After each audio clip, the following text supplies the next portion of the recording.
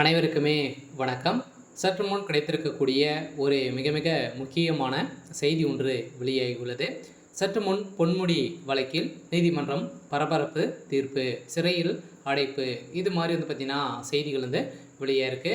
ஏற்கனவே அமைச்சர் பொன்முடி அவர்கள் பார்த்திங்கன்னா சதுரடியாக நிறைய செம்மண் கோரி வழக்கில் இது மாதிரி பார்த்திங்கன்னா அவருடைய வழக்கில் எக்கச்சக்கமான பணங்களை பார்த்திங்கன்னா மெகா ஊழல் செஞ்சுருக்காங்க அப்படின்ற மாதிரி. ஸோ நிறுவனம் இவருடைய மீதும் வழக்கு பதிவு செய்து நீதிமன்றம் ஏற்கனவே பார்த்திங்கன்னா போன வருடம் இவருக்கு 7 ஆண்டுகள் 3 ஆண்டுகள் பார்த்திங்கன்னா சிறை தண்டனை விதித்து அவருடைய மனைவிக்கும் விதித்து இருவருக்குமே பார்த்திங்கன்னா உத்தரவிட்டு இருந்த நிலையில் இவருடைய வயதுகள் காரணமாக இப்போ அதிரடியாக இவருக்கு பார்த்திங்கன்னா பொன்முடி அவர்கள் இந்த உத்தரவு நிராகரிக்கப்பட்டது.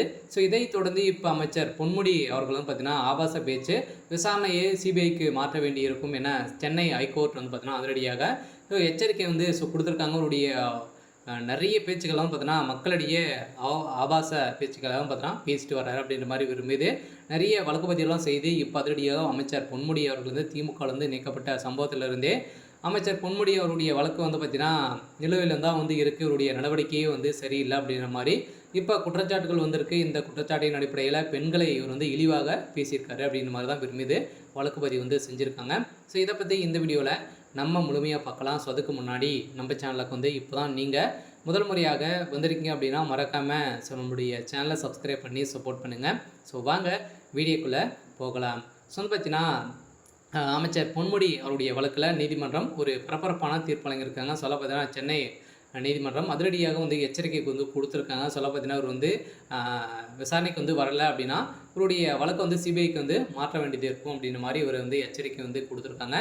சில விரைவில் சிறையில் அடைக்கிறதுக்கான ஏற்பாடுகள் நடந்துட்டு இருக்குது. இருந்தாலுமே பெண்கள் மற்றும் சைவ வைணவம் குறித்து வெறுத்து பேச்சு தொடர்பாக முன்னாள் அமைச்சர் பொன்முடி மீது பதிவு செய்யப்பட்ட வழக்குகளின் போலீசார் விசாரணை செய்ய தயங்கினால் அந்த வழக்கு சிபிஐக்கு மாற்ற வேண்டும் என்று சென்னை உயர்நீதிமன்றம் பார்த்தீங்கன்னா எச்சரித்துள்ளது. இந்த வழக்கின் அடிப்படையில் அரசு தரப்பு வார்த்தை ஹைகோர்ட் ஏற்க மறுத்துவிட்டது.